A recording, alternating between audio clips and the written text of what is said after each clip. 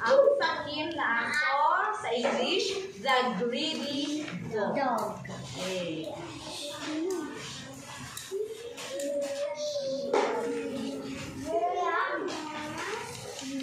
Once there lived a dog. He was very greedy.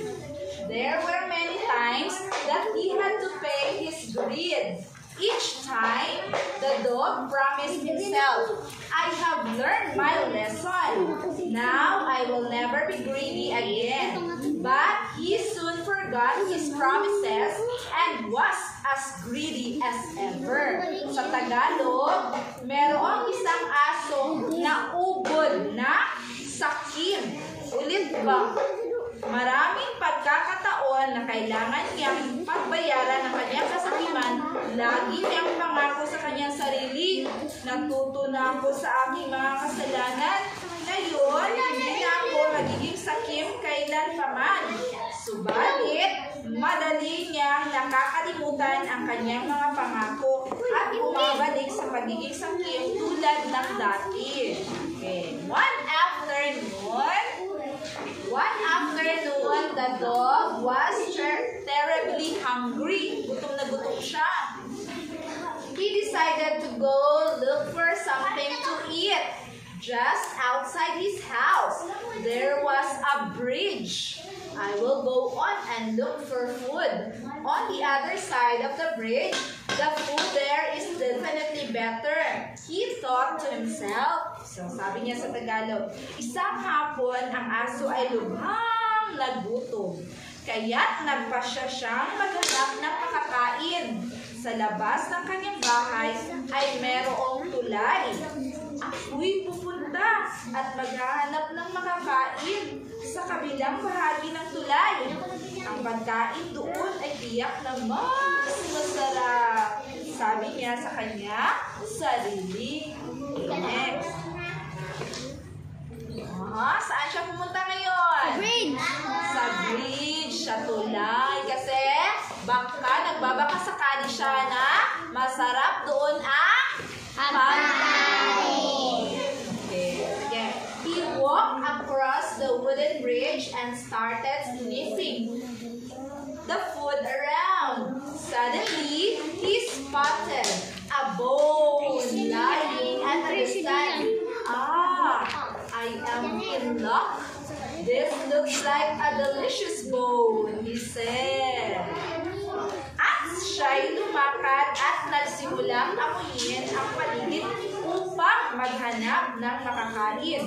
Sa kanyang paghahanap ay nakakita siya ng isang buto sa hindi kalayuan.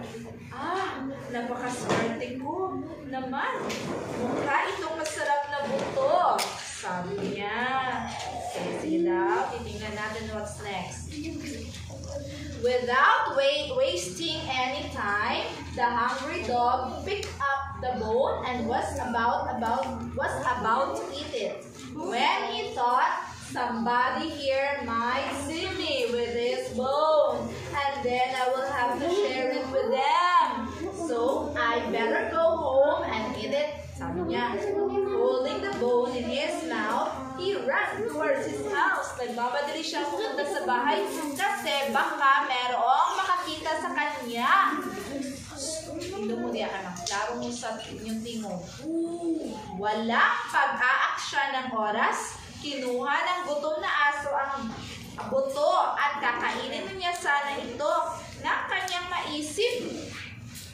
Maaari may makakita sa akin dito at kailangan kong ibahagi sa kanila ang butong ito.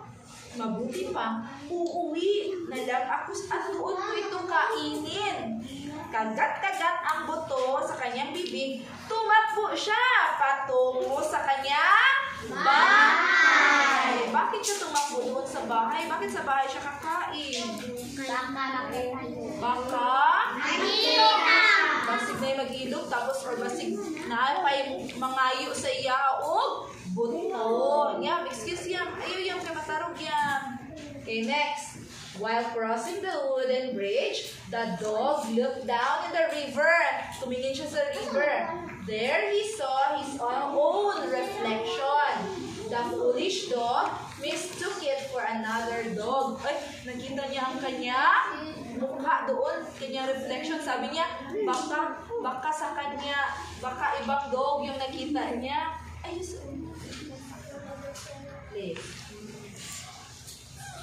there is another dog in the water with a bone in its mouth. He thought, greedy as he was, he thought, how nice it would be to snatch that piece of bone as well as, then I will have 2 bones. Sabi niya.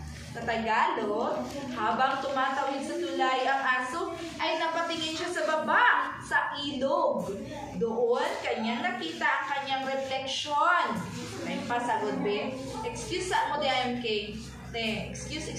Yang, ayaw yang. Kay matarog na yang. Nagtanaw. Ay, sibog lang. Ayaw buniti ang chair. Ayaw tarongga ang chair. Doon, kanyang nakita ang kanyang refleksyon sa tubig. Napagkamalan niyang ibang aso ito. Ana siya, may isa pang aso nasa tubig ang may dalang buto. Wika niya sa sarili. Dahil siya'y sakit, ulit siya kaayo. Kanyang naisip, kay inang siguro na kukunin ko din ang piraso ng buto na iyon para magkaroon ako ng 2 buto. Tama kaya yun ang kanyang plano? Ha? O, tingnan nyo ang reflection ng kanyang mukha. Ang buto. Kaya, makita ka sa video yan. Dito na, talikod. Dito sa, likod. Okay, diba? Nakita niya ang reflection ng kanyang. Sino kaya yan? Ang kanya? Ang kanya? Kanyang sarili? Down. The greedy dog looked at his reflection and growled. The reflection growled back to. Yan po lang iyang reflection. This made the dog angry. Galit na galit na siya. He looked down at his reflection and barked. Whoop, whoop, whoop, whoop. As he opened his mouth, the bone fell into the river. Ang buto natagak. Kanya naman siya. Whoop, whoop, whoop. Natagak ang iyang ikit-kit na buto dito sa river. Dito lang. Lagi ka nag-video si mama. It was only when the water splashed that the greedy dog realized that what he had seen was nothing but his own reflection and not another dog. See? Ano sabi niya? Tinitingnan ng aso ang kanyang refleksyon sa tubig at umangil. Ang refleksyon sa tubig ay umangil din. Ikinanggalit ito ng piraso, kaya't tumingin siya sa kanyang refleksyon at tumahol. Ow! Ow! Ow! Sa pagbuka ng kanyang bibig, ang buto ay nalaglag sa ilog. Nang tumilagsik ang tubig ay saka lamang napagtanto ng sakim na aso ng kanyang nakita ay ang kanyang sariling refleksyon at hindi ibang aso. Nasaan ang buto? Nasa tubig na ngayon. Nasa ilalim ng tubig. Oh no.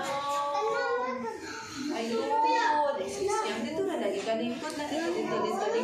Lingkod sa floor. Oh, see? But it was too late. Yan. Sit down. Baka makita ng uyog lang. He had lost the piece of bone because of his greed. Kaya ulit lang siya. Sakim kasi siya. Greedy kasi siya.